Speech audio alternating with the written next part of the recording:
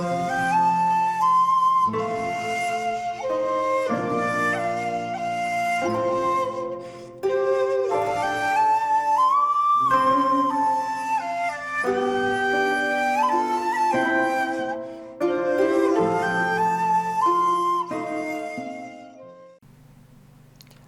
there, this is Solitary Ronin from Solitary Ronin Films, and welcome to another random review. Today it's another Deaf Crocodile, and it's from 1992, and it's Bill Plympton's The Tune. This is an animated film, about 70 minutes long. A lovely slip cover. This is pretty much pastel colours, kind of crayon, pencil animation. This is a film that I had on VHS, bought VHS, and I never got a DVD, or I only had a very expensive DVD. I actually illegally recorded it and burned it onto a blank DVD, and that's the only copy of the film I have ever had on DVD. But now it has its worldwide Blu-ray premiere, and it's so funny.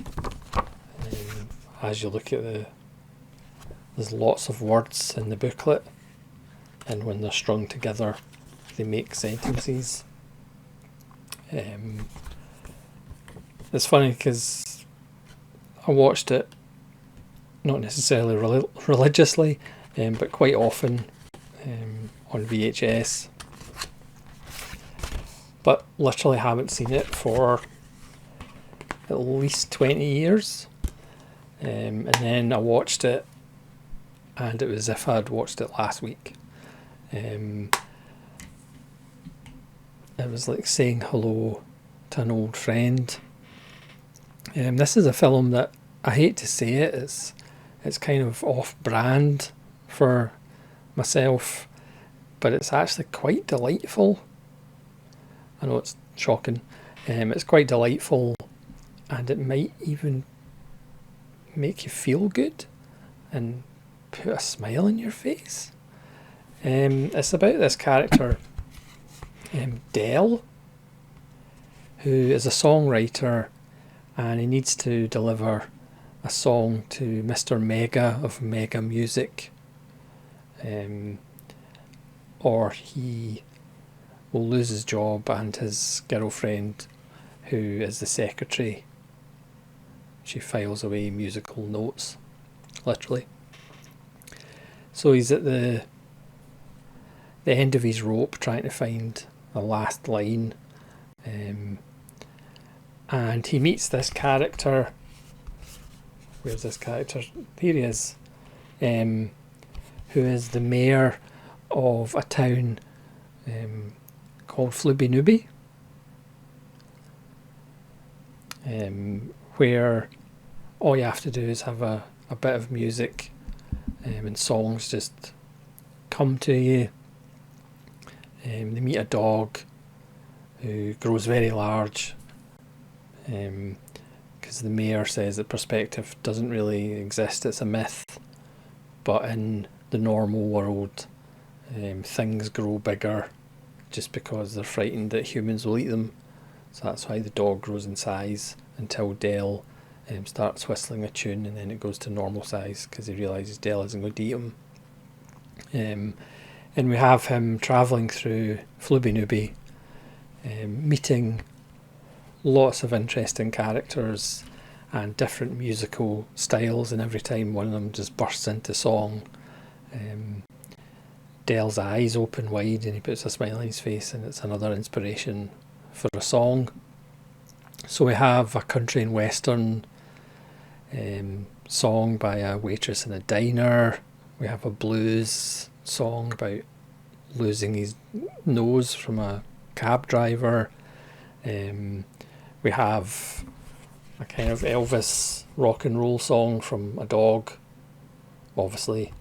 We have a surf song from these two characters. Where my finger's going, I have no idea. From these two characters. There's a wonderful scene where Del thinks he's late and he ends up going into the lovesick hotel, where the concierge sings a wonderful song, and it's cut between the hotel basically has different ways of killing you, which is it's quite nice. So there's different kind of animation styles, but it's generally that kind of lovely pastel coloured, light, hand drawn, just kind of warm look of animation.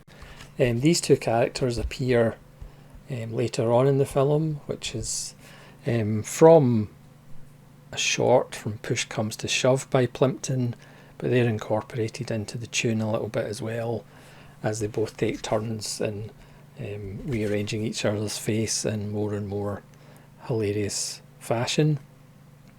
So after this journey, he goes to Mr. Mega and Mega Music to try and sell his songs and reunite with his sweetheart. It's 70 minutes long. It flies by. Obviously, if you've seen Benny's Bathtub, or the Pied Piper even from Deaf Crocodile, they are short and sweet. I think Benny's Bathtub's like 40 minutes or something, whereas this is 70 minutes, and it's absolutely wonderful. The songs are good, which always helps.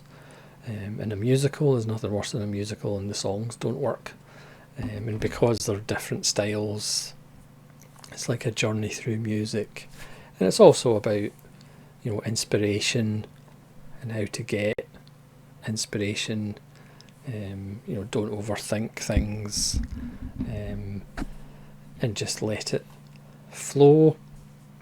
As I showed, there is a wonderful booklet with writings on the tune, but the bonus features are really good because we get 3 Bill Plympton shorts. We get Your Face from 1987, which was Oscar nominated, which again has a wonderful little song attached by his regular music and lyricist, Maureen McElhern.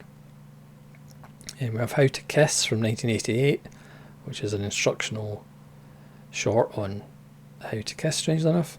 And then from 2004, another Oscar nominated short called Guard Dog, which goes into the mind of a dog and why when you're out on a walk, the dog barks at everything from butterflies and squirrels, because we see inside the head of the dog to see what it's actually looking at. And then there's a really fascinating short called The Flying House Dreams of a Rarebit Fiend, which was originally made by animator Winsor McKay in 1921, but Bill Plympton kind of restored it and rescored it. Matthew Modine does one of the voices in 2011. So it's a 1921-2011 film, and interestingly, it is about a couple, an older couple who, because the bank is going to foreclose on their house, the husband decides to make the house fly. So it has kind of the same feel as Up, just as a propeller rather than balloons. Plus, when they're in space, because also it's a flying house, you're going to get to space eventually, they actually use the Blue Danube on the score, which is kind of interesting. Now, whether Plympton rescored it with the Blue Danube or whether it was originally scored with the Blue Danube, which would be 47 years before Kubrick used it. Plus, there's a new hour-long interview with Dennis Bartok of Deaf Crocodile, who always moderates these, with Bill Plympton, and composer, co-writer Maureen McElhern and voice actor Daniel Nielsen, which is very informative. And there's a trailer for Plympton's 2023 film Slide, with an introduction. There's 2 commentary tracks. There's one commentary track by animation producer and podcaster Adam Backoff. Surely not. And podcaster and film critic James Hancock. And there's an archival commentary by Bill Plympton and Maureen McElhern, or McElhern. And there's an essay, a rather large essay, by Walter Chaw in the booklet. So it's a really good release from Deaf Crocodile, as you'd expect, of a kind of nostalgic film for myself,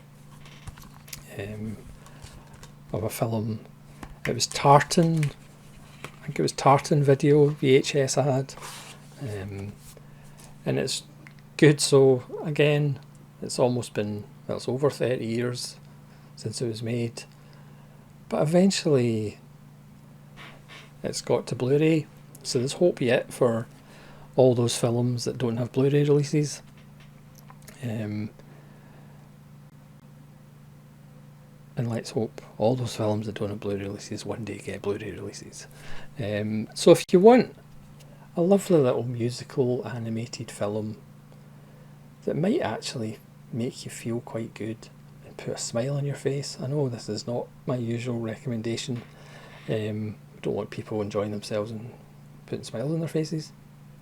This is a wonderful film, and again, it's a wonderful release by Deaf Crocodile. Not that I'm biased, but I'm biased. This is spine number 19. Unfortunately, not necessarily available from all your good retailers.